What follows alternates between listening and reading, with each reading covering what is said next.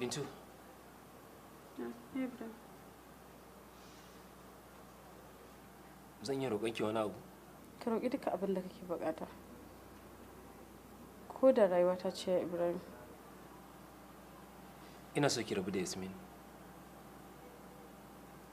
Rabuwa kuma ta har abada.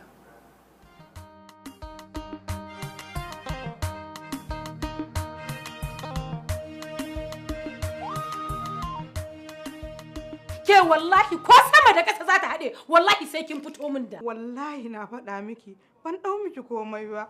Subhanallahi, subhanallahi. Me kuma ke faruwa? An fara. Ai dama na gaya maka dawo da wannan karfan matar ta haka cikin gidan nan ba karamar masifa bace. To na rantse da Allah ko ta fito min da wayata ko kuma in mata figar ma haukaciyar bakar kasa wallahi. Inna lillahi wa inna ilaihi raji'un. Kar ki kuskure ki ce za ki rakaba min sharin sata. Ke kin isa ki da ke ne ki hana ni kuka ne? Allah ya dare gari ya waye.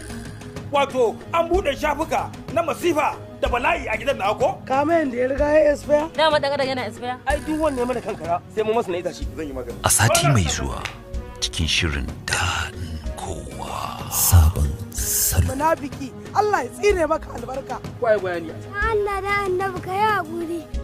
Inna lillahi wa inna ilaihi raji'un. Ban taba ganin me kafurin saboda irin Alhaji Ruwa ba. Wannan shaida me ya kama? Dadin Kowa Sabon Salo.